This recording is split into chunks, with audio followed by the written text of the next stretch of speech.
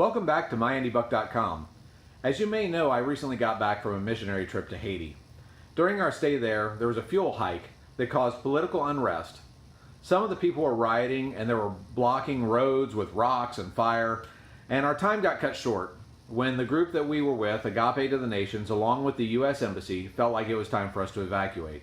There are many stories that I would like to share with you, but this is the one that I felt was most important for right now. When people come back from a mission trip, it is common to hear about things that we should appreciate in the United States. Words like spoiled, entitled, grateful, and humbled are words that we use to describe our life here. The word that most resonated with me was opportunity. The average Haitian gets paid $2 a day. The unemployment rate is 85%, and most kids don't make it to secondary school. And of those that do make it to high school, only 9% graduate. Children in Haiti are often given to orphanages because their families can't support them. These orphanages only offer food and shelter, no education.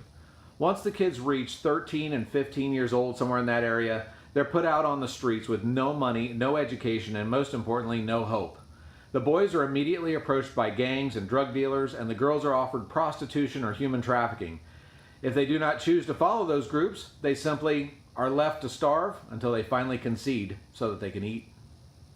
The people of Haiti have been given a lot of handouts by missionaries all over the world, but what they really need is a hand up. That is the message of the group Agape to the Nations. They offer a hand up, not a handout. This leads me to the word that resonated most for me: opportunity. Agape has connections with some of the orphanages, and they take in the kids that would normally be on the street. They offer them shelter and education, but these kids have to work for it. They do odd jobs, teach younger kids, and translate in order to earn their keep. They're also required to raise the money for their schooling each year. These kids have none of the modern conveniences that we have, and the country only turns on electricity 2 hours a day if they're lucky enough to have electricity at all. However, these kids see all of this as an opportunity for a better life. While we were there, we celebrated the graduation of Obu. Obu is 21 years old and is the first Agape kid to graduate. He wants to be a doctor. I thought about my 21-year-old self, and I didn't realize the opportunity that I had. Now at 47, what have I done with that opportunity? My worst day is better than the best day that some of these people have to endure. And I have committed my life to making the most of every opportunity that I have now. That includes helping people and loving people. You and I have a sphere of influence that we can impact. Mine lives at home with me, or on Facebook, or on YouTube. I want to share my experience in life and business to help others to avoid mistakes and to make the most out of their lives and the lives of others. Look around you. The next time you feel like you've been wronged or you've had it bad, think about Obu.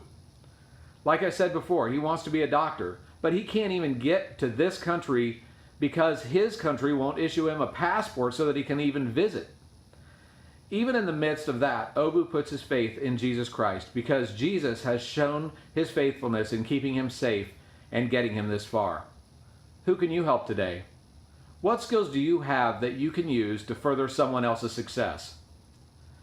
You only get one life. What are you going to do with your opportunity?